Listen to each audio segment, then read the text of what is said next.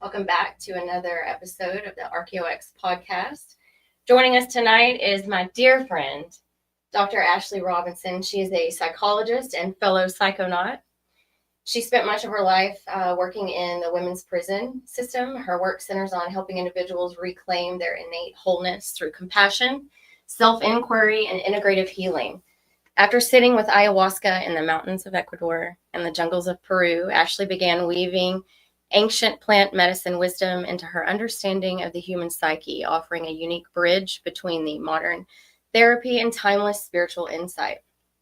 Tonight, we're bridging those two worlds together, the science of the psyche and the soul of the jungle. We're exploring what it really means to heal, not just to fix or to cope, but to awaken. We'll talk about the shadow and the self, the mirror that plant medicine holds up to the mind, and the ways we can integrate those revelations back into everyday life. Because healing isn't just about ceremony, it's about coming home to the truth of who we are. We've titled this episode, The Mind is Medicine. So let's dive in. Welcome. Hi. How you doing? I'm great. I'm so glad you're able to join. We've been talking about this for several months. Yeah. June? I think since June. Yeah. So before we dive in too deep, I think it's important to mention how we met. I can just add that right here. So Ashley and I met at an ayahuasca retreat in Ecuador in 2023. Look. Your face. Look at us. We didn't have a clue. No. What? No idea.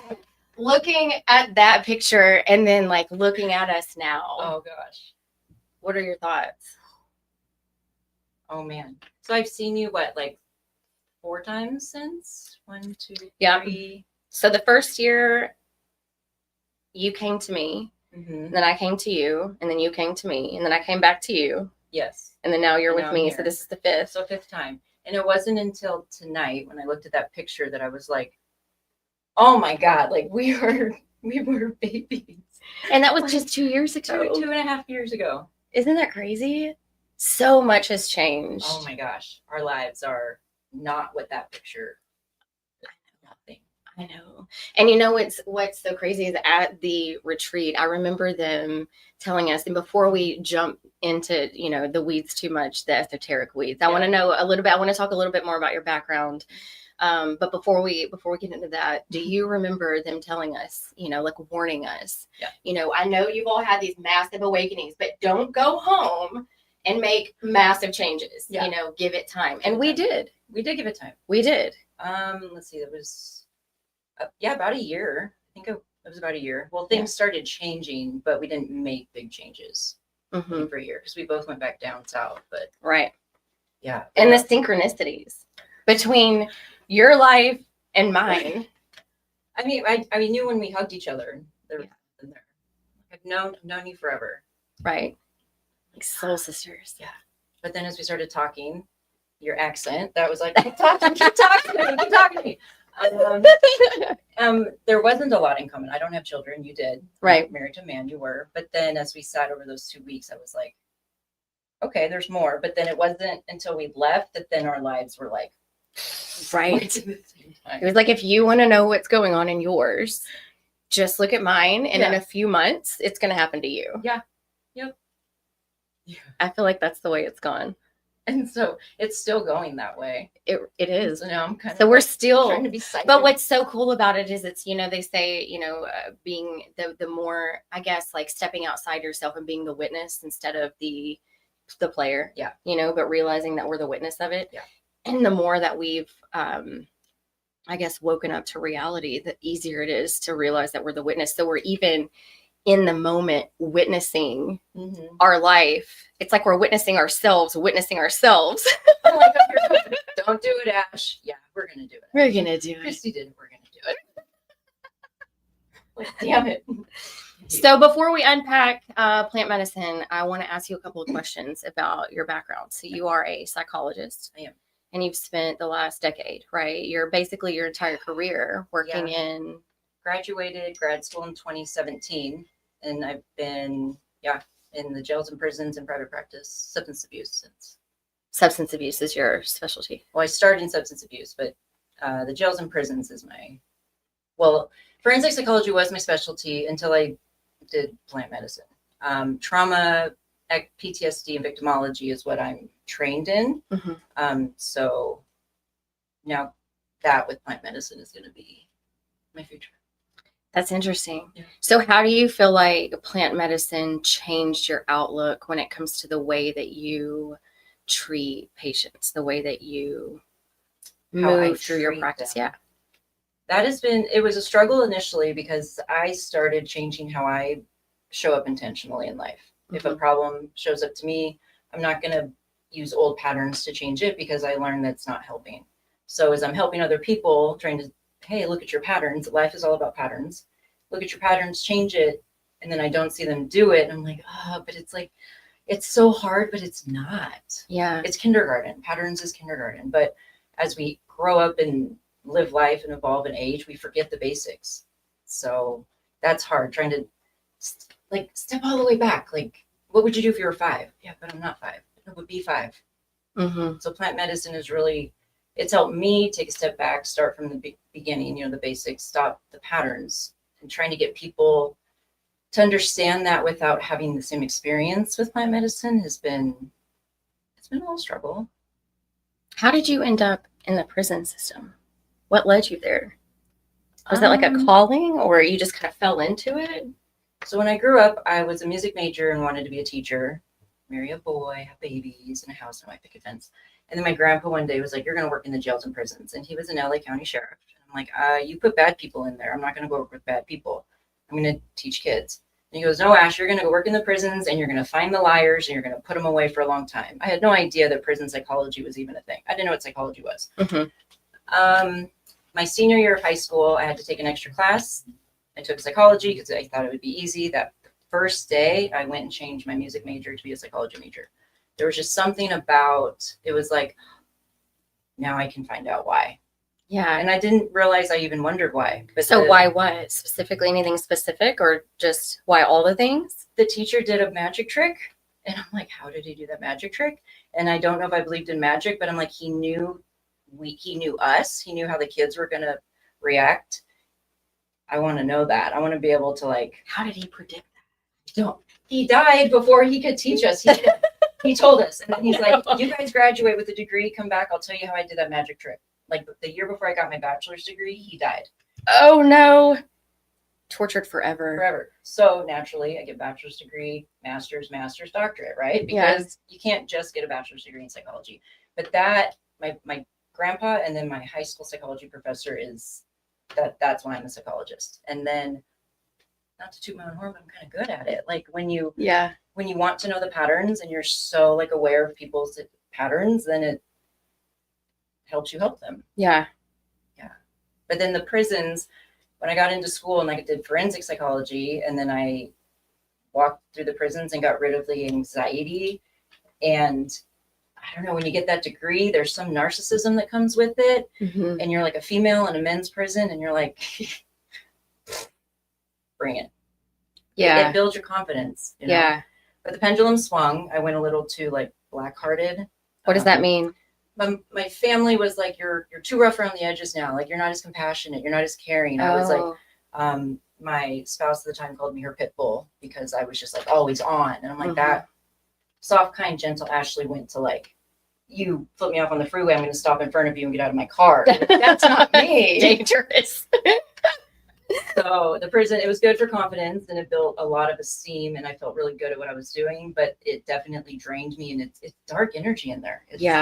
It's not bad people. It's people that have done bad things for whatever reasons. And some of them can be helped and some I truly feel like can't because their souls are just so lost. So that was draining. I had to figure out a way to not stay that dark-hearted psychologist. And you feel like that's something that was just armor that you had to put on? Or do you think it definitely changed your energy field? So it's definitely armor. When I walked through the gates, I felt different. My muscles felt different. Eye contact is different. The names I was called, the things I was told or saw, it doesn't affect me. It's and it should a little bit. But then it did change me at times because I would react different to like interpersonal situations a little less compassionately. Yeah. And so did I really think that was me? No, but I had to be on 10 hours a day, sometimes more. Even if I was in my office doing notes, you're in a prison. Alarms go off. I have a flak jacket on. Like, your body's not meant to be in that type of stress for a long period of time. As fun as it is, as brain stimulating as it is, it's not sustainable for someone who is a true healer. Right. You know? And I really think I'm a true healer, not just a matrix psychologist. A matrix psychologist? Is that what you said? I did. I'm not just a matrix psychologist. That's a good one. That's good. I like it. So, do you feel like that transition happened after your experience with plant medicine? Do you feel like that, or maybe not transition, but realization, that epiphany, the revelation that maybe you're more than, what your document from college says, that your degree is, that you're. Oh yeah. It was plant medicine that. Yeah, because the plant medicine made my brain work outside the books I read and the tests I took and the research I published. It now works on not just energy, but like I can feel more. So now I can relate the theories to feelings and to patterns and to experiences that, the networks that I broke apart and rebuilt myself. Like, having done it, now I can help people psychologically, differently because of the plant medicine. I really truly think it's because of the plant medicine and how I integrated it later, which we'll talk about. But it's not just eat all the plants and then you're different. It's not just that. But of course, for sure. Without it, I think I would still be struggling, like in and out of the prison, like working in it, but then doing private practice or doing something less energy draining, because I was like, I know I'm good at it. I love it. I like it. But why isn't it sustainable? Like, plant medicine helped me see why it's not sustainable. And by sustainable, you mean like sustainable energetically? Yeah. Like, get up, even though it's 410s, which is like a good schedule, it's 410s every week. And it's in the same, your days aren't necessarily the same, but you're always on high alert. You can't turn a corner without being hypervigilant. So like that type of elevated central nervous system is not sustainable for me, and I think that I've definitely realized that after plant medicine. Yeah, because I now know what calm feels like. I now know what, like, sitting around and being like, wait, where did 10 minutes just go? Right. Yeah, losing time. And I'm not thinking or stressed or like planning, and I'm like, oh man, it's beautiful, isn't it? Oh, it's weird, but yeah. Yeah. The deconstruction, that follows, when you start integrating, and after ayahuasca, realizing what all of the deconstruction that has to take place. But once it starts to happen, and I don't know about you, but I know that when I left, it definitely, time is different. Time is very different.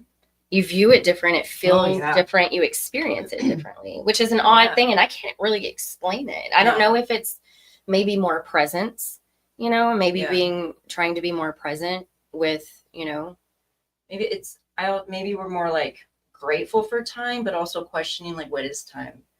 When during trips and stuff, as there is no time. Right. You're just like, there, here, what you're somewhere. Like, there's no word for it. Somewhere. So, like, if they're like, and time is human constructed anyway. So like when we come back, when this changes, your pre-trip to post-trip, time is definitely different because it's constructed anyway. We constructed. Well, and so I wonder if after that experience and feeling that in like the essence of your being disappearing from time for a minute, maybe that feeling is something that we hold on to when we come back, which is why we experience time differently afterward. True. And also remember, people associate time with death. When you run out of time, you're dead. During trips, you technically die, not physically like flatline, but what we know to be us goes away. Right. So without an ego, without you being you, there is no fear of death. So time doesn't exist. Right. So then we come back here, and because you have that, not that I've really ever been afraid of death, but knowing death's inevitable, I'm not stressed about the time. Right. You know, it's, if I stress about it, I'm going to miss it. You know, Right. you're going to miss every minute if you're stressed about it being the last. And it's a reminder just to be present. Yeah. If you're stressed about time, you're always going to think about dying. So what is your experience in the prison? What has it taught you about suffering and redemption? Suffering. Everyone suffers. You can see the person smiling every day, all day, and they're suffering. You know, In or out of prison. In or out of right. prison, yeah. And then in prison, it's, you see them, you those of us that work in there, the free staff, you know, that work in there, these individuals are literally behind bars. So there's already like a certain like perception of that. Now, you know, they're in there because they committed a crime. You don't necessarily know what crime. So then I think most people go in and think, well, they deserve this suffering. So then whatever the person is experiencing, like a self-imposed ideology, yeah, of what they deserve. Yeah. And I know there's difference between like correctional officers versus mental health staff versus medical staff, you know, the type, there's differences in perceptions for each people, for each profession, but some have that, well, they deserve this, so I don't care if they're suffering. As a psychologist, as the mental health, I go in there as like, we're all suffering whether we're behind bars or not. Right? So who are we to say they need to suffer this way? Peeing in front of people, pooping in front of people, like they, you know, on the yard, they have to put on their clothes when I come out to check in on them. You know, I'm taking away their yard time. Like now I'm in charge of their suffering. That's not for me. So as I talk to them and I try to have that compassion and empathy, as well as holding them accountable, you know, the ones in prison have been committed. So I can say committed, like, you know, what you did was wrong, but like, finding out why, like how you got there, and like it depends on how they feel about it. They might not even think they're suffering. I know they're suffering, but again, who am I to say that? So if they're in there like, no, F this, F that, this is my world, as much as I'm like, oh, this is like it hurts my heart, I've learned to compartmentalize it and put it kind of in a box where it's like this soul doesn't, this is this soul's human experience, this is what they need or want this lifetime, and it is not for my soul to change. There's going to be another one over here that's like, look, I'm doing my programs, I'm going to get out, I want to get my kids back, and I'm like, what resources can I get you? What, you know, then I get chills, you know. Yeah. Like, they're still suffering, they're the same, behind the same bars, they've committed not the same crime, their perspective is so different. This person, doc, I'm suffering in here. I'm like, dude, yeah, you are. I validate it. Yeah, you are. I've done my time. Okay, well, I'm not. Okay, so how are we gonna get you out? You know, you got to do this. You got to do this. You just threw pee on that officer the other day. You're not gonna get out if you're doing that. Okay, I won't do it again. You know, I, in order to keep them, you know, doing the good, I would like print out coloring pages. Like they wanted to color butterflies. Oh, you know, so like, I'll give energy to this bad person, you know, because, and if he gets out and he still makes mistakes, that's going to be another lesson he's going to have to learn. But in that moment, that same environment, same everything, you have souls that are individuals, humans that are like, I don't want to get out. Like, I got this. Yeah. Like, F you, you're the one, you have bills, you have this, you have stress. And I'm like, not wrong. Yeah, you're not wrong. I mean, he's like, thank you for my meal. And I'm like, you're welcome. You know, like, my taxes paid for your meal. But like, it's, they're human, they have to eat. So it's, I don't know if that answered your question. That was like a real long thing, but. Yeah, no, it did. It did. So let's segue into medicine. What led you to the vine? Oh man, anxiety. Thinking I had a pituitary tumor. No. So like, I mean, nutshell or elevator pitch, long story short, my ex-wife went and did ayahuasca down in Peru. And before she was even back on the plane to come back to our country, she's like, you're coming to do this. Because several months prior to that, we had post-pandemic moved across the country. I went through like a weird physical detox. Like everything just didn't feel right. Had all these tests done, MRI, all these tests. And it just, she was worried. I was worried. Doctors were like, well, what's wrong? Like, drink more water, eat more protein. I don't know. So she, before she was even back in the States, she's like, you're going, I found these 2 places, look it up. Tell me what you think.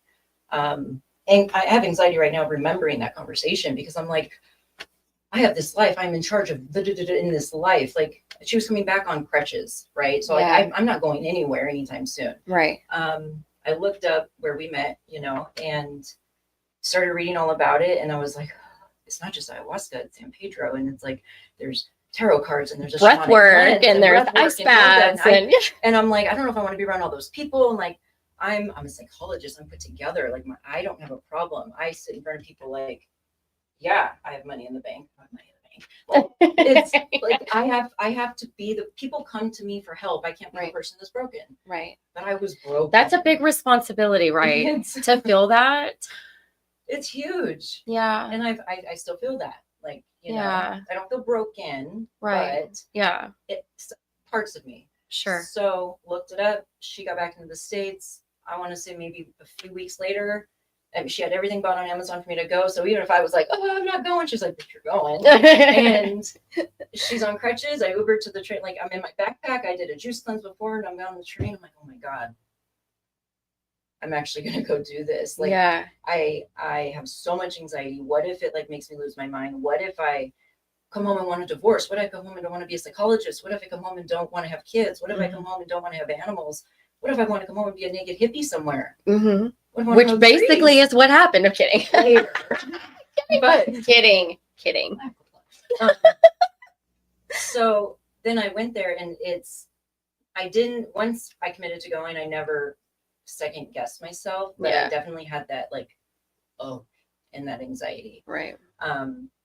And I was so like, my type A OCD was like, in my calendar, I put every ayahuasca day and every San Pedro ceremony. So she would know back when I was on ayahuasca and stuff. I just needed everything to be all and I was like, just surrender. I'm like, I don't know what that means. I've done yoga. I've surrendered a few times in yoga. I've done yoga. What's surrender? By surrender, who's going to control our life? Who's going to yeah. And so I got on that train and I ended up in Ecuador, like not on a train to plane to Ecuador. Yeah. Got off the bus and I hugged you. Here we are. That led me initially my first time to plant medicine. Yeah. So in your experience, like personally on the medicine and then also professionally knowing the mind, what do you think happens when we drink from the vine? Other than can you explain it? Yeah. Use like I don't know if it's a metaphor or I don't know the words, but so for psychology, what we do and mental health therapy, what we do is we try to help people find those patterns, and patterns tend to be, let's say, I think of like a highway, interstate highway. Mm-hmm. You start taking the same path, that's going to be your path. If you're used to doing something in your family, you're used to doing something a certain way to your body or with your partner. It's the easiest way. It's what it's what you're going to do. Psychology, we try to like break apart those paths to help people build better ones. Mm-hmm. But if you have like this 36 million interstate highway up here, imagine trying to break apart paths and then construct them back up. That's going to take a very long time. Right. Some people have really broken roads that maybe a year in therapy, can fix that road and it works. Some, all they have are broken roads. So in therapy, even being trauma therapist, and it takes your lifetime to fix those roads. And by the time you're done fixing them, you got more broken roads.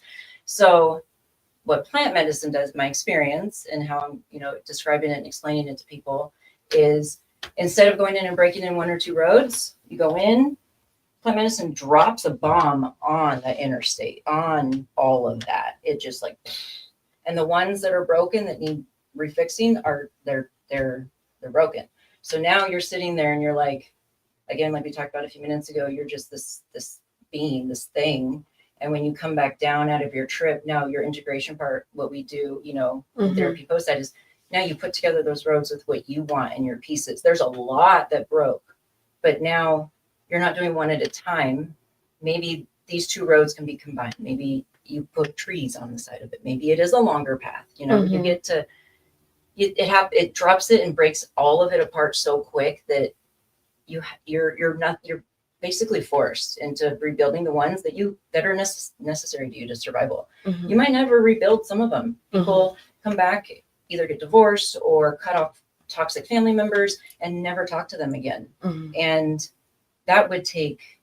sometimes that would take a very long time in therapy. Oh, I see what you're saying. So the Yeah. process of the reconstruction is just so much faster because of the plant medicine. Plant medicine blew up Okay. everything at once, and now you get to construct. Okay, instead of doing it bit by bit, Mhm. piece by piece, layer by layer, over a Trying to number work- of years. Yes, trying to Right. work on family path and career path in therapy, and we can do it. Some of us just want that all or nothing quicker, you know? Right. And maybe we don't know where there's problems. You know, Mhm. I'm a therapist currently in private practice, 35 hours a week. I'm talking to people trying to fix these pathways. Mhm. And then as you get to one, they're like, oh, I didn't even know that was a problem back here. And I'm like, oh, so we got to turn around, come back and not start over, Mhm. but, oh, well, you didn't mention that part. So now that changes this road. And not that plant medicine is better or worse. I just think it speeds up some of the processes and it opens us to things that we might have missed Mhm. when we're trying to be so logical and conscious, therapeutically conscious in therapy. You know? So there are obvious ways that trauma shows up in the body, but what are the ways that we typically go for years, like I definitely did, completely unaware of how trauma affects your body? So what are those ways, and how do you, two-part question, what are those ways, and then how does the medicine find it? How does it find it? Because it does. That's the experience for most of us is, a lot of people think that psychedelics is just you ingest whichever psychedelic you ingest and you see Smurfs jumping, in the clouds and sliding down rainbows, and that's actually not the case. I mean, it is maybe on some, that's not really been the case for me ever. But it's very healing. It brings up all of the things. It's almost like, I don't know if I should compare it to this or not, but it's like if the people that you drink way too much and you're experiencing something like in your life that's really difficult, and you think I need to take the edge off because cannot deal with this.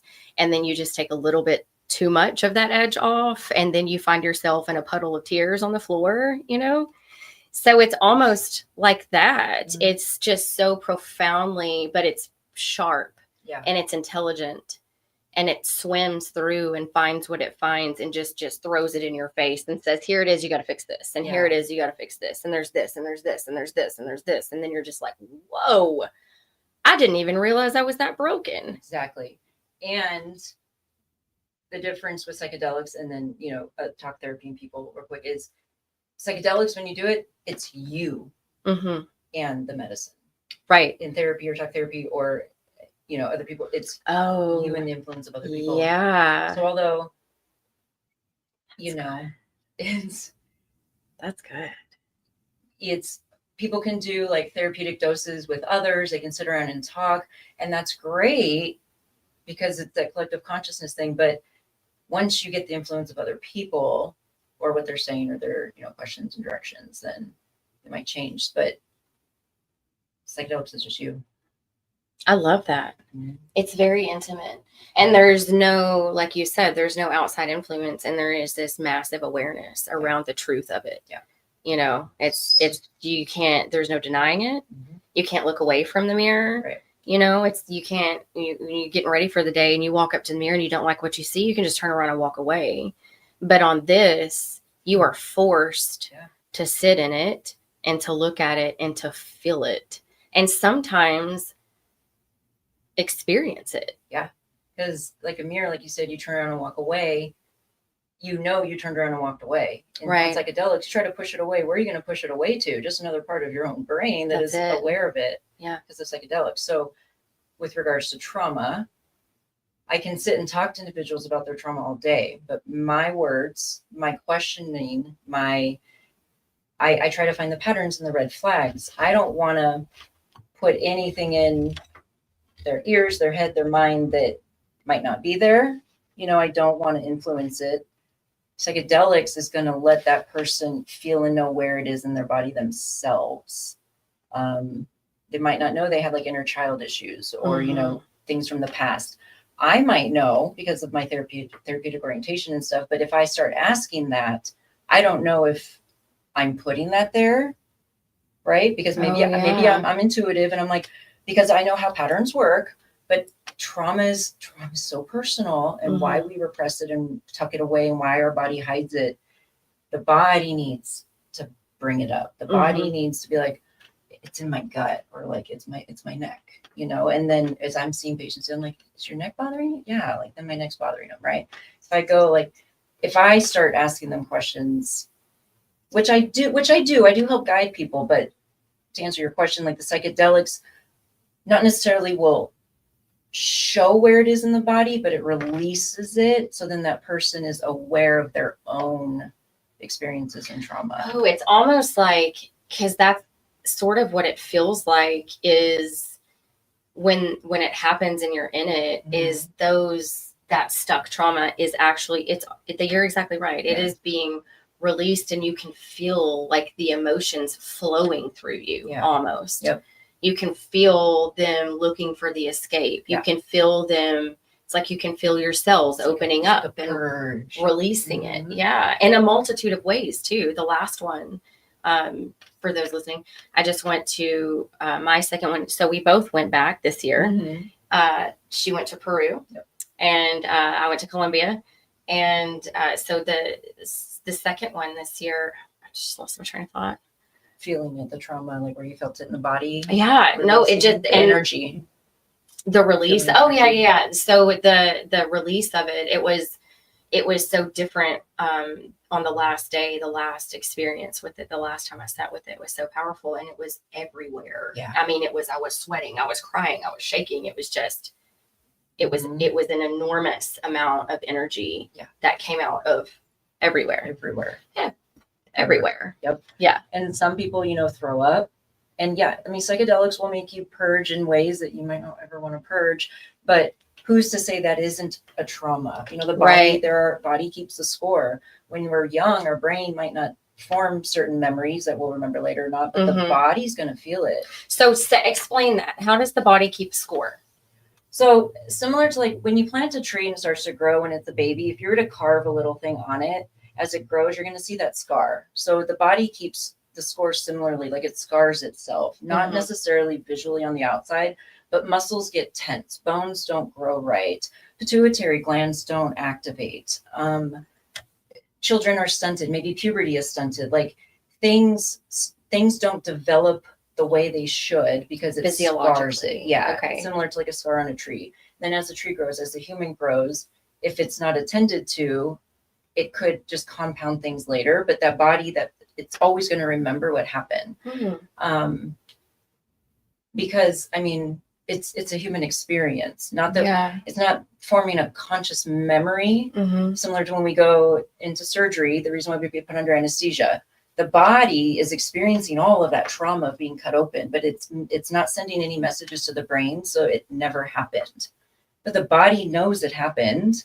Right. Even though people that come out of surgery, I don't remember my surgery, but my body knows there's trauma here. Yeah. So the body literally keeps our experiences. Right. And the deeper they get, if they are bad or detrimental enough, could start to affect your organs, start to affect your digestion, your cortisol release, your ability to experience happiness. And do you feel like a lot of times our body responds on its own without even our mind having a say in it? I've recently felt like I had an experience where it was intense stress, real fast, unexpected. Yeah. So my adrenaline was moving. And even though I didn't really feel like I knew I wasn't going to be hurt in the situation, my body responded like I was under attack. My body responded like, protect yourself. Yes. You're in trouble. Yeah. This isn't okay. Like, be scared. Yes, I believe so. Animal brain and the human brain are very different. Animals are survival. They hunt, they kill. They don't think about if they're taking another animal's mom or baby. Right. It's instinct. And if they're attacked, it's instinct. So same with humans. If you have a history of being under chronic stress or trauma or a survival type environment, that is going to be a reaction before you can logically comprehend, oh, maybe that's not an actual threat. And then the different parts of the brain, the amygdala is like the fire alarm, right? So it's not supposed to go off unless there's a fire. Right. But if you're raised in an environment where there's fires all the time, you just have a the whole time. All the time. So when anything is even more, of course, you're going to be, right. Especially when you learn to calm it. There's that like, okay, I got to learn it's not that. So yeah, I think, and then learning how to not logic the body out of what it feels is important too, because we don't want to discredit that natural animalistic reaction, because anxiety, as detrimental as it is survival. If we didn't have anxiety, we'd be Ted Bundy's victims all the time. Right. Like anxiety is what makes you like, it's healthy when necessary. Right. Yeah. But not always, as you just explained, like that experience is, you're always on edge. We're not designed to live at a heightened sense of central nervous system activation. So before we move into the next segment, we're going to take a 5-minute break. But before we do that, is there like a go-to strategy that you have when it comes to like when you find yourself in a situation where your heart's racing and you're shaking or you're sweating or you're feeling that like flight or fight energy that's happening? If you have the awareness around it and you can realize that it's happening, what do you suggest in that moment? Now what I do now, and this was probably since Peru, started since Ecuador, but really solidified it since Peru, is when I feel, I'm really aware of my body, the reactions. When I feel it, it's always in my gut and goes to my throat. I will, if I'm walking, or I will literally stop and be like, what was I thinking about? Or what's the fear? What's the unknown? Because for me, I've learned my anxiety comes from not knowing enough, or just not knowing that why. Like I need a closure. Is it something I can get the answer to right now? No. Is it something I really need an answer to? No. Okay, let's table it. I have this ping ball type metaphor thing. I just table it and then it goes away. Yeah. And it has worked so often since I've used it that I am so like confident in it now. Yeah. Now when I feel anxiety and I can't make it go away, I know that it's something I really need to attend to. Like there is something that is missing, because I don't have this chronic feeling anymore. Right. And I can make it just go away. So when it comes up, it's like, okay, let's look at this. Yep. Because we've gone from a life where you're living in a state of anxiety, that feeling in your stomach, in your chest all the time, to now it's gone. So it's not normal anymore. Right. So now there is this massive awareness. When it hits you, it's just like, whoa, okay, what's happening? When things are blowing up, I'm like, why don't I have anxiety right now? I should probably be freaking out. I had to put my cat down and walking in kind of laughing. I'm like, this is really inappropriate happening right now. But like, I tabled my anxiety. I dealt with it. Like, here we go. And it was not appropriate, but I was really proud of myself that I didn't let it take me over like it used to, because I call it the pinball game. Like I did my pinball game and it went away. It went away. Yeah. It's such a healthy coping mechanism. Yeah. And I talk to all my patients about it, and I tell a pinball game. It's from the book, The Untethered Soul. And and they go, Doc, I tried to pinball this week and it just couldn't work. I'm like, that's fine. You lost the game, but let's try again. It's And some are like, and it worked. I'm like, yes. Yeah. Like, yeah. Keep playing, you get better and better and better. Yeah. Yep. It's practicing any game, right? Practice makes permanent. Yeah. Well, before we move into integration and the return to our own souls, we're going to take a quick 5-minute break. We'll be right back.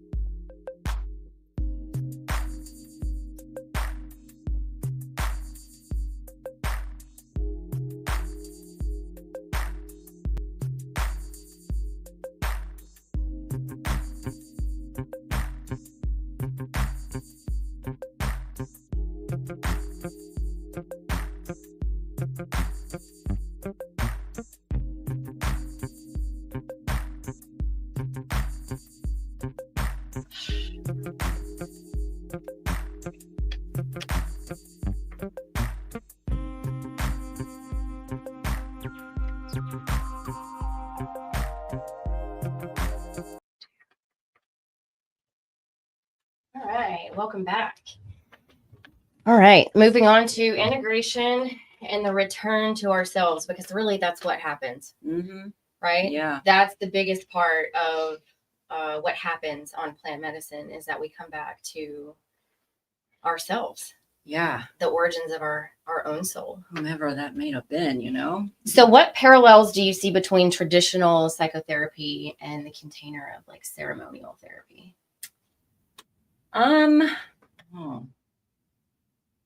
mean, I think that one's probably my most difficult one, because all of the ceremonies we were in and then I was in were also wildly different. The shamans were different. The facilitators were different. Mm-hmm. How they conducted the ceremonies were different. The medicines were different. So that's such a personal like thing, Right. because some of the participants might have been in therapy in the past or not, right? I had been, plus being a therapist and then doing it, there isn't a whole lot, I would say, except for the San Pedro ceremonies that we were in. You know, that shaman was attempting to be a little bit more therapeutic, I feel. Mm-hmm. But the traditional shamans were not that way. They'd come up and they would heal you. They would sing to you the icaros from the plants. You could tell them you had specific elements or whatever, but they didn't like talk you through it necessarily. Right. They might answer questions after the ceremonies about how to integrate, but what you do with it is on you. Whereas in traditional psychotherapy, you're sitting weekly, bi-weekly, monthly with another individual or in a group, whatever you choose, or your couple or your family. And there's like active communication back and forth. There's like goal setting, there's suggestions, there's, you're putting things out there specifically in certain directions and someone's bouncing things back. It's more of a not transaction, but it feels more transactional because there's other players in the game. Whereas plant medicine, again, there's not. It goes back to what we talked about a few minutes ago. It's you. So then if you come back and use that in therapy, but the ceremony itself with like a therapeutic session, it's not the same unless you're the patient sitting there having this like wild aha moment in your 53-minute session with your clinician once a week, where you have like 12 to 18 hours of that aha moment on psychedelics. So they say like a ayahuasca ceremony is like 12 years of therapy. So given that statement, have you seen things happen in ceremony that typical psychology couldn't reach? Like traditional psychology can't reach that point. Have you seen, so when you say, and because I agree with that experience, you go sit for years on the sofa to get, but it's not for everybody. We should definitely say that it is a personal choice. It's it's a calling to the medicine. It's not for everybody. And, there are prerequisites to go and do it because there's safety precautions and things like that to take. So it is a serious, psychedelic, and it should be taken serious. But given that, given that it kind of propels us through the healing process a little bit, do you feel like it can reach places that traditional psychology can't, like traditional treatment can't? Or do you feel like you just eventually get there? I think so. Because of how long traditional psychology would take, I'm going to answer that question yes, because of, like you said, the velocity and just like how quick we could break apart all those paths. Sure. Yes, I think it can. Now, I know individuals that have been in therapy for years, and have they gotten to some of the traumas that they would have in one ceremony? Sure, but they've been in therapy for years. But it would take years sometimes. So yes, I think plant medicine can get to things that traditional psychology can't, but not necessarily because of like how psychology is designed or how plant medicine is designed, but because of like just how quick each thing affects the brain. And when you're on plant medicine, you're not having to deal with reality, whereas in psychology, you still are having to deal with reality. Leaving, coming home, cooking dinner, taking care of the kids. And just even during the session, you're dealing with reality. If someone's phone might go off, hold on, doc, I have to answer, it's right. Still real, whereas, or I have an appointment after this. I have a meeting after this. So while you're there, you're not actually completely present because you have all of this anxiety about, a presentation you have to give in 2 hours. And what if the doctor mentions a trauma you don't want to talk about, and all of a sudden you're shut down and now you don't want to talk about it? Psychedelics are like, good luck with that. Here she is, tenfold.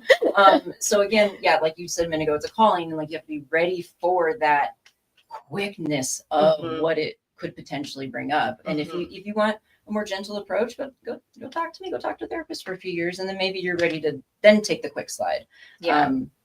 So yes, I think it can, but not because it can and psychology can't. It's just it just takes a long time. Do you see that in the future of psychology? Do you see that in the future of therapy and treatment? I mean, I know we've got ketamine clinics everywhere in the States, and I know we've got, ayahuasca is not legal in the States unless you have a church exemption. So you get a religious exemption. You have ayahuasca church, which, is very controversial. For many reasons.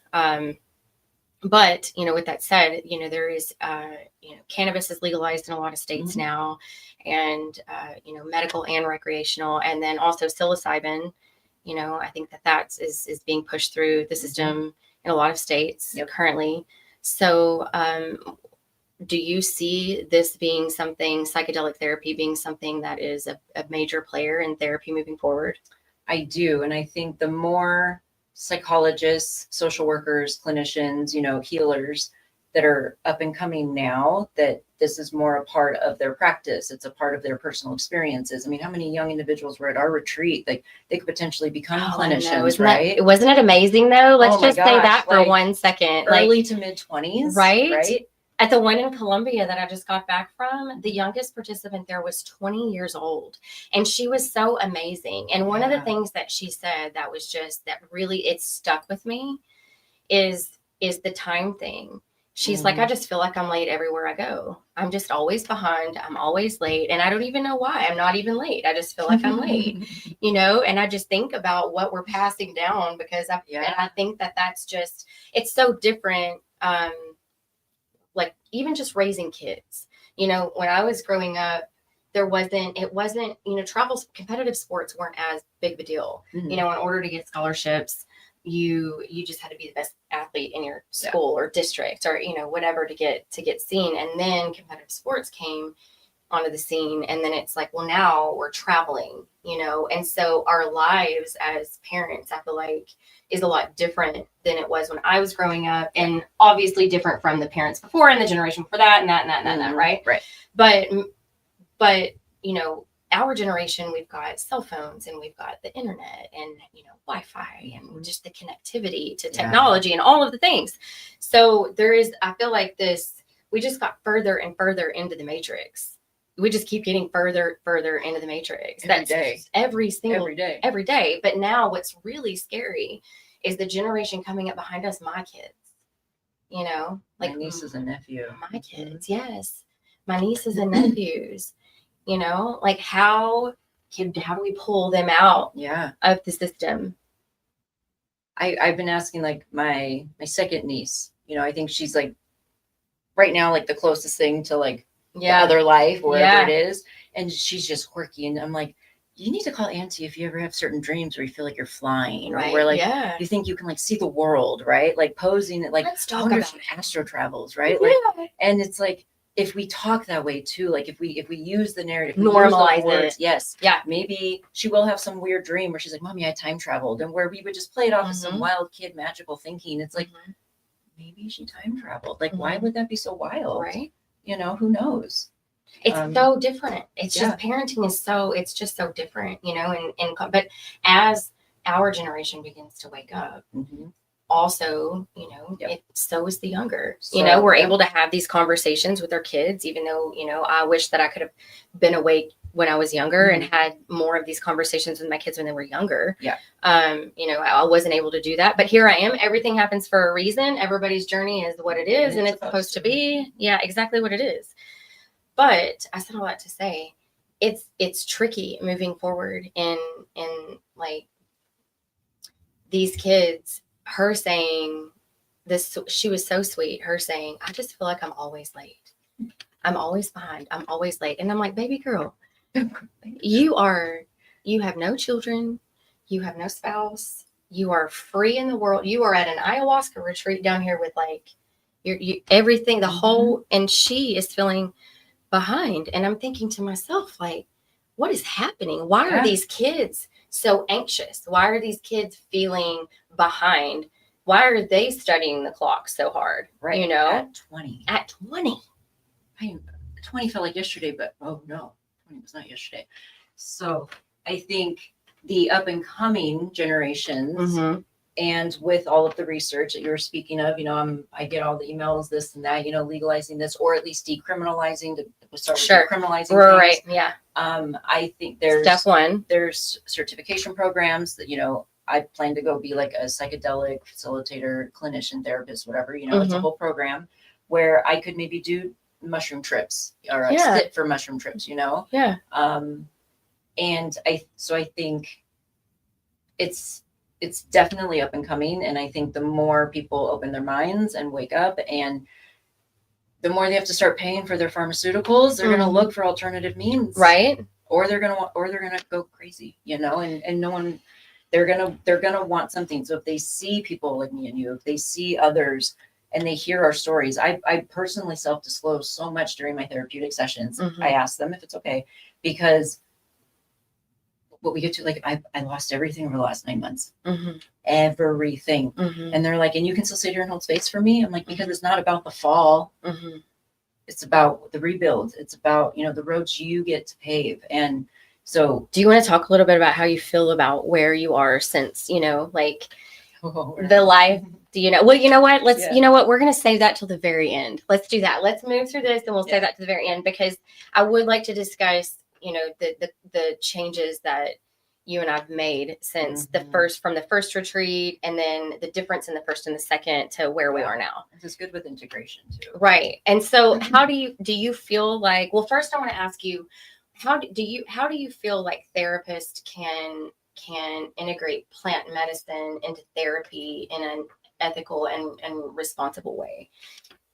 So, I mean, legally and ethically, they can't. We can talk about it, but even that. So I'm experienced having done plant medicine. I have a doctorate degree. I am unlicensed. So I have a licensed supervisor, and he's even talked to me. He's like, hey, until you're licensed, maybe not like talk about plant medicine in the way of like suggesting to go do it, because I am in a position with this other person.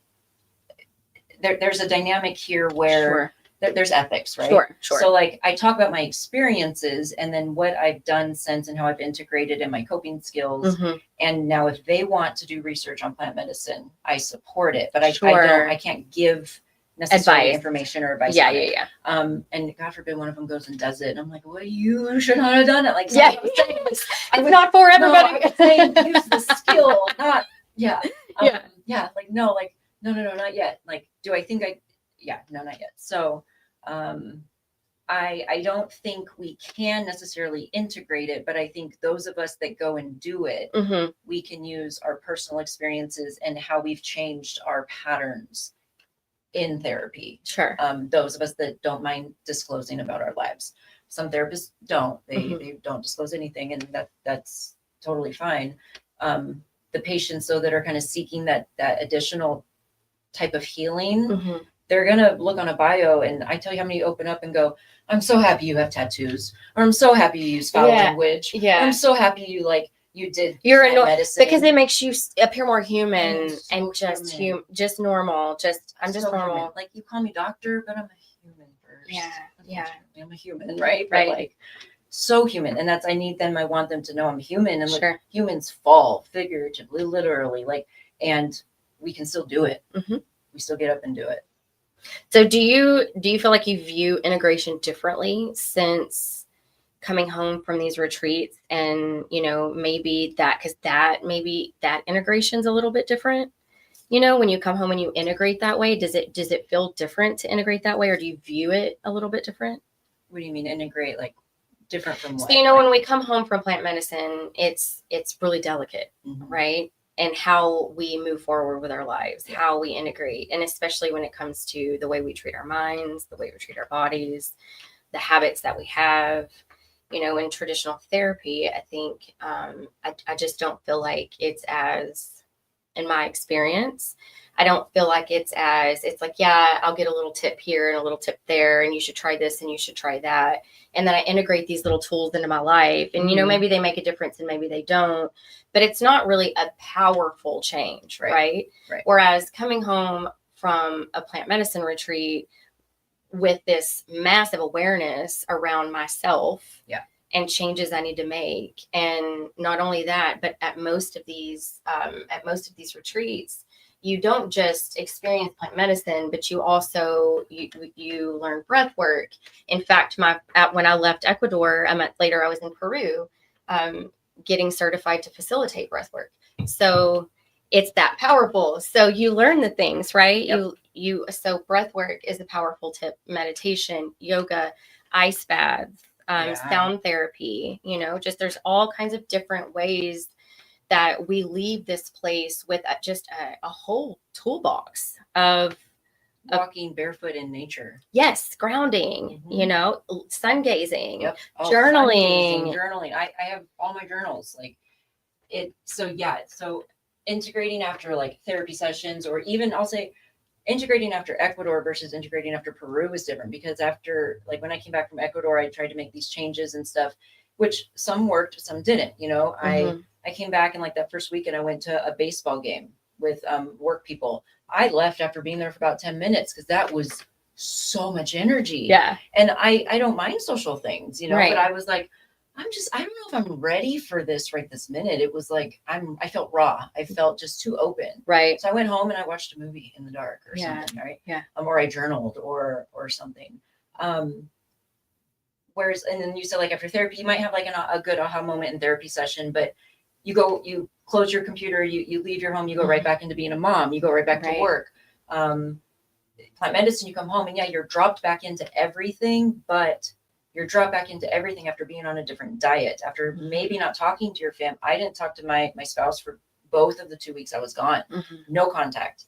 You come back to not having, maybe you have to go walk your dog again that you didn't have to do for 2 weeks. So so you're going to be intentional. And I intentionally walked my dog differently. Right. Like it's a mindful thing, right? When you come back, have this, you're so mindful of all the things, of the sounds, of the smells, of the feeling of nature, of the energy around you, of the space that you exist in, of everything. The perfection of weeds, because they grow through concrete and they're perfectly symmetrical and they just do it by themselves and they're all the same and they know what to do and they close up at night. And I'm like, I can't be that perfect if I tried every day. Right. But you don't notice that, right? You don't notice that. You don't. No. I even tell people, I'm like, hey, when you go for a walk, look at the weeds. Look at the weeds. Take off your earphones, take off your Apple Watch, listen to the sounds. Yep. So how do you feel like society views psychedelics, or how do you feel like society misunderstands psychedelics? Oh, you mean the drugs? The drugs. Yeah. They're drugs. You druggy. This is your egg. Druggy. This is, what is it? This is your egg on, or this is your brain on drugs. Brain on drugs. It was the egg in the pan, like. Yep. This is your brain on drugs. View it as drugs. I had people ask me, like, if it's so great, why don't the states put it in a pill and sell it? And I'm like, I walk away. Like, I'm not going to. See, we won't even go there on this show because. And I'm a psychologist. I support medication if you need medication. I'm not against medication. Right. But it's not a drug, and it's not made in a lab. It grows from the ground or from a tree, or it grows because of what nature gives it and what's in it. So is it a drug? It's not a drug. It's so fun to hear you say that, because I've heard so many different opinions, like varying opinions on this matter, and we're gonna hear from professionals just like you. It is just like everybody has a different perspective when it comes to the stuff. And do you feel like some of that's because it's just not thoroughly researched? It's just not, there's not enough research to support it. Do you feel like that is some of it, or do you think it's ignorance, or do you think it is intentional sweeping under the rug because we don't want it to calcify these pineal glands too fast? So I think it's all of it. I think it's lack of knowledge, lack of information, lack of interest. It's easy to just read what pops up on your screen every day. It's a little difficult to watch the YouTube videos on what San Pedro is or what ayahuasca is, the ceremonial aspects of how they harvest it and what they do, and they sing and they blow tobacco on it. Like, it takes time to sit and watch something that if you're not interested in, you're not going to be interested in it. So it's easy to be like, it's a drug and it alters your state of mind. Why would you want to alter your state of mind? I think people also think you lose control on the psychedelics. Now, that's a good one. At some doses, that's a good one. You do a high dose of ketamine treatments. You do a high dose. You might not be able to control how you walk, but you don't lose control. If you remember, we're conscious through our whole trip, right? I lost my legs back there, but I know I lost my legs back there. Exactly. You might need help going to the bathroom, but it's not the same as being blacked out drunk. Right. It is not the same as being on too many benzos. It is. It's like it's almost the wobbliness a little bit of being drunk, but your mind is completely sharp. Right. Completely sharp, Right. completely with it, completely there, completely aware. Yeah, and you might not know what you're seeing or what you're experiencing or Or understand it, right? Because that's the point, right? The logic, your ego is gone. But like you're not out of control, and I hear that all the time. Like, I don't want to lose control. I'm like, I didn't ever want to lose control either, and that was really scary. Now you might feel like you're losing control because you don't know who you are, because you aren't a you on psychedelics. So if you're not a you, there is no control to lose. So if you're trying to logic your way into it, yeah, you're going to feel. So I think people are also scared to experience it, which I completely understand. You know, I just say it's a calling. You don't force anyone to go do these things. Right. Yeah. You don't even like highly suggest it. Like, no. Like, she wakes you up in your dream, or you see her in a cloud, or you watch a podcast randomly and they're talking about it, right? Like, yes, that's what happened for me. It was something in my life needs to be different. I don't know what it is. I need to be different. I need to change things. I don't know even where to begin making these changes. And there was this like deep stirring inside my soul, like just this deep stirring that I couldn't put my finger on. And it was destabilizing. Yeah. It was something is not right. Right. And I want to say, I know a little while ago I said, like, I feel like my ex-wife like made me go. Like, no. So she didn't force me, but I was going through that, like, what is going on with my body? Like, I need a fix. Like, medicines aren't working, medical tests aren't working, our cultural healing practices aren't working. I need something. Weight is falling off at an alarming rate. I am skin and bone. Both of us showed up, and I think we were both barely 100 pounds. I mean, I've never weighed under 100 pounds, but I was barely the lightest I've been in a very long time. Barely. We were barely 100 pounds. I'm pretty sure we were both sitting on this scale. I said barely 100. That means we were 100, but barely. I think I was sitting at 102 when I made it to Ecuador. I was like 120 something. No, you weren't. There's no way. I promise. I've never dropped below 120. That's insane. Maybe 117 after Peru, but that was because they starved me. On purpose, though. I chose that. I chose my suffering. This is the kind of suffering we like. I'm going again. So how do you feel like, what role do you think community? So when we come back from these retreats, right? We come back and we've had this massive experience. And often on the show, I talk recently, I've been stuck on Plato's Cave because it feels super symbolic of, not symbolic, but what's the word I'm looking for? It feels like my life, basically. Okay, yeah. So, you know, are you familiar with the allegory? No. Okay. So that, you know, you basically, I'm going to super fast. There's a cave. People are chained to the cave with their backs to the fire. So there's a fire behind them. They can't see the fire. All they can see are the shadows on the wall, right? And there's like a walkway above them, like a skywalk or something. And there's people walking back and forth, like carrying statues and ornaments of different things. So they're seeing these shadows cast on the wall, but they don't know where the shadows are coming from. This is the only reality they know. They don't know it's coming from the fire. One of them breaks loose. They turn around and they're like, oh, shit. Oh, my God. The whole reality they have ever known is like, oh, my God, it's not even real. Those aren't real. That's not real. Like, that's real. That's not even real. Right. Yeah. So they think it's then this new reality, this new awareness. Yeah. So once they start walking around the cave in the dark, they eventually see a little bit of light at the end of the tunnel, and they go and they walk out of the cave into the light to like the true awakening. Right. Yep. Then they get really excited. He gets really excited and he goes back in the cave and he's like, guys, you got to come see this. Right. And they're all backs to the fire, still looking at the shadows on the wall. I mean, in the deep sleep of the Matrix, right? And they're like, he's lost his mind. He's crazy. Yep. He's lost his mind. Oh, yeah. He's running around here because he comes back in the cave after being in the cave his entire life. He's walked out into the sun. Now he's like blinded. Yeah. So he walks back into the cave and he's stumbling around because he can't see shit, right? So he comes in looking drunk. And all these people are sitting around with the back to the fire, you know, chained, and they're just like living their best life. So they think. Their best life. And he's like, wait a minute, your best life is way out here in the light. But he looks like a crazy person. He looks like he has some sort of an affliction, right? Mm-hmm. Yep. So nobody listens to him. That's me. That is you. But I feel like love that's you. representative of almost most of us. I feel like that wake Yes. up and try to come back to a sleepy tribe and say, hey, guys, I'm just letting you know. Dude, we all been sleeping. They're like, you lost your goddamn mind. Yes. And they're like, you're crazy. Your cheese has slipped off the cracker. You have lost it, woman. That's what everybody thinks, that I've just lost it. And I'm like, no, you have to see the light. I found the light. You know, but I'm Yes. crazy. It's fine. I accept it because this is like, and we can talk about this in a minute, like living our best life. I guess we can just talk about it right Feels now so since we real only for have you.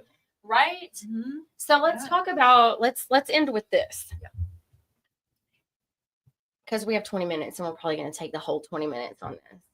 So you start feeling the stir, right? Yep. So you have whatever, everybody's journey is different, everybody's life experience is different, but you start feeling, you know, those of us that end up in, you know, at these retreats a lot, or experiencing sitting with plant medicine, a lot of times, most of us we share similar stories of how we get there, right? It's a stirring, it's just this deep something yeah in us that's like there's a calling. And maybe it's because, you know, in previous lives or parallel lives, maybe we were of that culture, or maybe we were shamans at some point, you know, and so maybe that's why we feel a calling to it, or maybe it's just cosmic.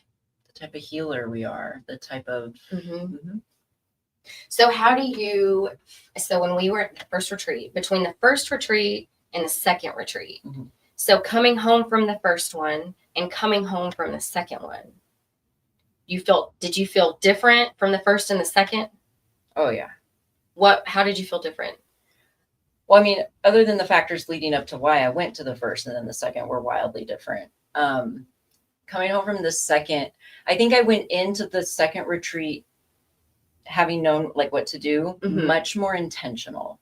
So I was intentional in Ecuador, but like I was lost. Like I didn't know where to start, right? Like I didn't know I had some of the issues that I ended up uncovering while I was there. Whereas I went to Peru, like I made specific malas for specific intentions. Like I went to a specific retreat where I was silent. I was in my own tambo for 2 weeks. I didn't speak to anybody. Like I was never away from the environment. I did ayahuasca like 7 times maybe, and in between they had me on a different plant medicine that helped heal my jaw from my accident. And so it was so intentionally, it was wildly intentionally different from the start that I knew coming home my life was about to change. Some of my intentions, like for example, like release me from attachments that no longer serve me. I wasn't specific, like, is this serving me? Is this? No, I said, just release me from any attachments that are no longer serving me. Yeah. I kid you not, sis. That next day, I think that's when my ex-wife had to put my dog down. Like that. I came home and it's like, bam, bam, bam, gone. I'm like, I can't even be mad. I can't even be mad. I asked for this. Yeah. Oh, but like, really, that too. Oh my God, that too. Like, yeah. So like, integrating is also different because I feel like it's not that I didn't have much to integrate to, because when I came back, I still had everything. But as it started to like break away and fall away, then I went into this, like, I actually think I had like not awake in the sense that we're talking awake, but like an awake ego death. Like, I think the last 8 or 9 months were an ego death. Lost my job, lost my relationships. I lost my pets. I lost my home. I lost my bank account. I lost my car, you name it. I lost it. So like, who was I?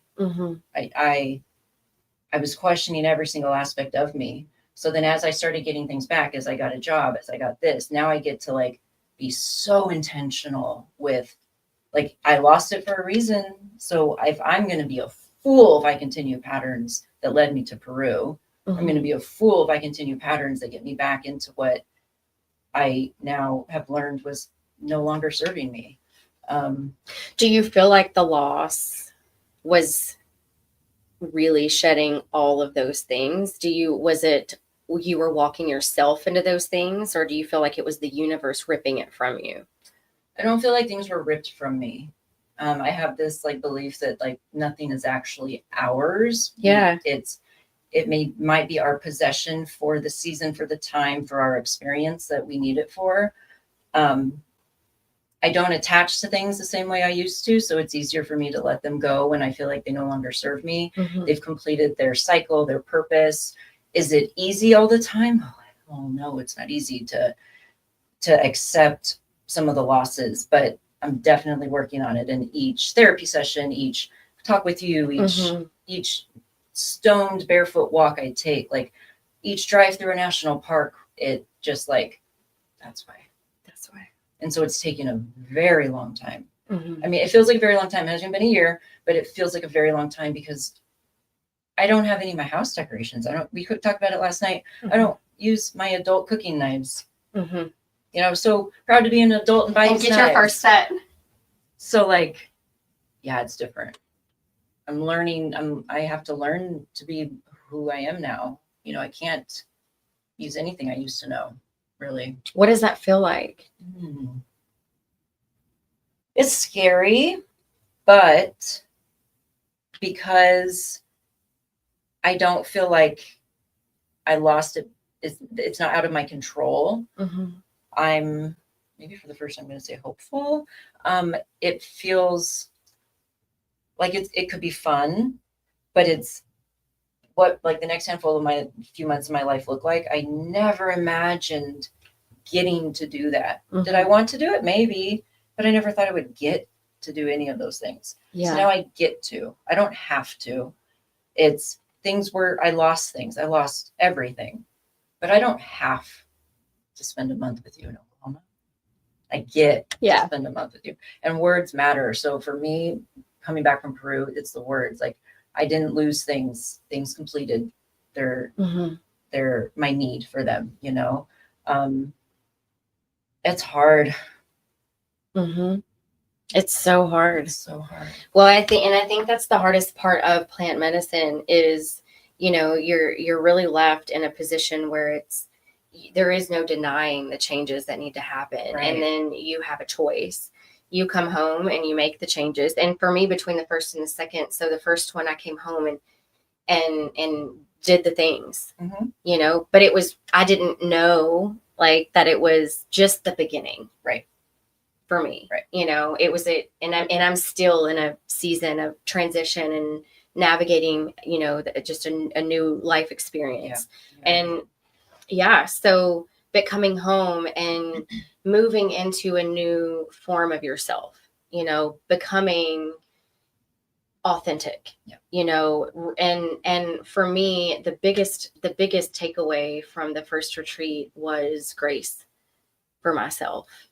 Was understanding the origin of why we are the way we are, and that we can spend our lives blaming our parents if we want to, just as they can spend their lives blaming theirs, and they can spend their lives blaming theirs, but really in reality that's not what it is at all.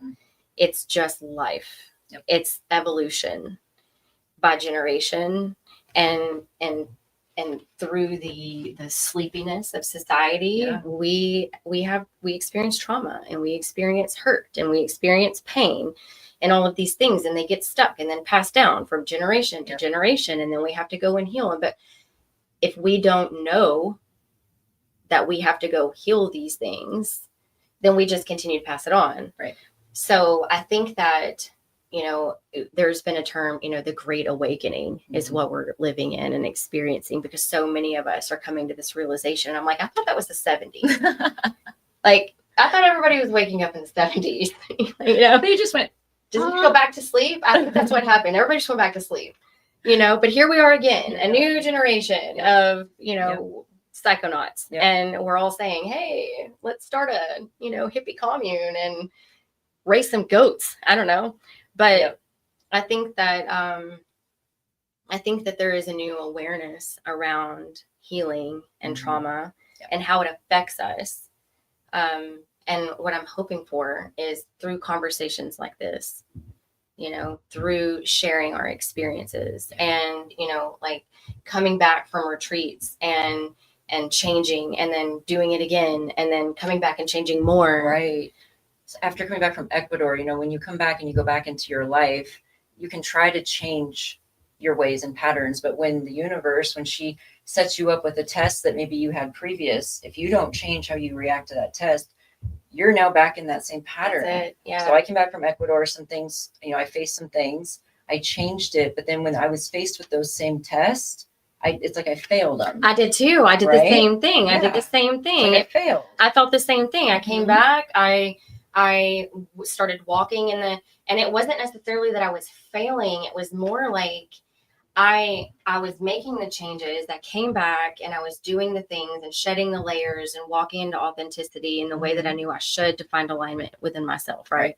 And so I'm moving on this path and things are going great. But as soon as things started getting rocky again, I started to backslide a little bit and I could feel it. But this time was different because there was a massive awareness around what was happening. It was like, oh, okay, wait a minute. Yep.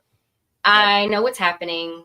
I know what I'm feeling. And, it took a few months for me to realize what was happening. But it was like, okay, now I'm feeling the dissonance inside myself. And I know it's time to take a step back, reset, look at all the things and whatever. And then came the next wave of massive change in my life. And that's currently, what I'm moving through right now, which is a bizarre experience, in itself. But what's really crazy is my frame of mind coming back from the first one and my frame of mind coming back from the second one, and the change, the inner change, the change in myself between that person and this person. Yeah. And I still fuck up. Like I still have days where I'm like, oh, and I let my emotions get the best of me. Yeah. But for the most part, it's really about my perspective. It's about the way that I view, the way that I, it's like now I can make a mistake and just be like, oh, shit, I'm sorry. Yeah. I'm just not going to do it again. I'm sorry. I might do it again. But I'm going to try not to. I'm going to try not to. Yeah. I might. Right. 100%. When I came, 90%. 75. I might do it again. When I came back from the second one, it was like clear as day when certain things faced me, like, let's say with attachments, right? It was like, the universe was like, Ashley. And I'm like, I'm going to have to make a really sad change right now. Because if let's talk about that. I'm going to end up back here. So you don't have to name any attachments, but was it a lot of attachments for you? Was it familial attachments? Was it professional attachments? What kind of attachments were you releasing? What did you see was holding you back from becoming what you needed to be? Well, I released personal attachments. I have an ex-wife and an ex-girlfriend now. And not because of anything anyone did wrong, but because of I'm more authentically me than I've ever been. I could go back and be, let's say, 24-year-old Ashley. I could go back and be 35-year-old Ashley with those beliefs, which it's not bad. I mean, she made mistakes. She still does. But that wasn't a bad Ashley. I was still caring and loving and stuff, but something was off. Something didn't work. And so I know there's easy fixes to my attachments. There's easy fixes, but I passed the test this time, and I hate to talk about it that way, but like how universe, it's like a video game. Life is like a video game. It's like I was faced with this attachment decision, and I stayed true to who I feel like I am right now, and I'm working through that. And so now I'm like, we talked about the other day, I'm scared to go back and do ayahuasca again, right? Yeah. What's going to happen next time? I know, right? I'm going to be living in a van, right? I don't know. I'm going to be visiting you on a highway somewhere in a national park. Yeah. And I'm solid. Let's do that. Yeah. And I'm with it. I'll support it. It's all so, I feel like when my therapist asks me, I have therapy every week. When my therapist is like, how do you feel? I'm like, I am profoundly sad. Yeah. But I'm okay. Yeah. There's a subtle piece with it, right? There's unfortunately and unfortunately, right? Because there's so much sadness, there is peace. There's peace. I don't have anxiety like I have. I don't have it. There's calmness to my days. I'm not used to the calmness in my Mhm. days. Like, what do I do with this extra like internal energy that's just like chilling? Mhm. But profoundly sad, but I'm okay. And maybe this will make me better. Maybe we can develop secure attachments with people, just being who we are. And I will say too, I think that's been one of the hardest parts for me, other than just making the decisions that, needed to be made to transform my experience. Other than that, the attachment part, for me has been the hardest, because a lot of the decisions, I realize this, a lot of the decisions just in the last couple of years though, the decisions that I've made in my life have been due to fear of disappointing my family. I have this massive family that I was raised in, and I, was loved immensely growing up. I received a lot of love as a child, and I'm so grateful for that, because I think that one of the reasons that I'm able to love as deeply as I can now in life is because of the love that I received growing up as a child. Sure. So I will always have gratitude and appreciate that. And I love my family so much, but there are, certain, people in my life that I've had to detach from, because I've realized that the connection, the attachment isn't healthy. Yeah. It's not healthy. And the way that it has affected my life and the decisions that I've made in it has not been healthy. Right. And then you also, I think, leave these places understanding that protecting our energy is really fundamental in maintaining alignment with ourselves. Yeah. Boundaries, like in psychotherapy, we talk about boundaries, and I describe it as like you're a house, and the boundaries are the wall you put up, and it's not just to keep other people out, but it's to keep your energy in. It's to keep what's yours in. And if we can attach with people or to things that don't drain from that house, that don't drain from us, you can come in and you can leave, you can stay when you can go, that's what we're striving for, you know. But when the ones that come up and just take, it's like, you got to go away for a while, you know. And I think maybe the plant medicine helped do that, but therapy can help do that too. But it's realizing who you are, I think, is what ultimately helps you put those boundaries up and protecting, because when you know who you are, and it just feels so authentic and so genuine, and you tell yourself, I love yourself at night. Like, my therapist, like, say, I love you, Ashley. I'm like, I can't do that. That's so weird. Yeah. I love you, Ashley. And I'm like, but like, if you love you, you're gonna expect other people to love you. Right. Because if you're good enough to love yourself, we're our hardest critics, Absolutely. So before we wrap up, for anybody listening, those out there that are searching, that are seeking, that are hurting, feel broken, what's your advice? What would you say? What would you tell them? What's the next step? What do they do? Is tell someone you feel confused. Tell someone, I don't know what's going on. Like, talk to someone you trust. Isn't just going to be like, oh, it's just whatever. Like, we know who those people are in our lives. Even if it could be the person we love the most, we know if their reaction is going to be, oh, you're just being the silly you, right? Seek like-minded people. You can tell by how people look a lot of the times, right? I'm not saying judge a book by its cover, but like, I tell you how many patients open the camera and they're just like, oh my God, like, you look human. I'm like, girl, let me tell you. You have no idea how human I am. I'm like, I'm sweating and I'm like fixing my hair. And it's like, seek out the people that you feel comfortable being like, I feel lost. Like, talk to me. And they'll be like, let's do this. Let's do this. And don't force it on people. Don't push it on people. But just talk about what you're feeling, even if it's confusing. Yeah, because I think expression is where it begins. Yeah. And if you don't know how to say it, find a weirdo like us. Be like, I don't know what to say. I tell people, like, I don't give a shit what you say. Just say it. Say it. Like, it doesn't make sense. It'll be offensive. I'm like, well, I don't get offended that easily. So come on, just tell me and I'll help you like put it into words.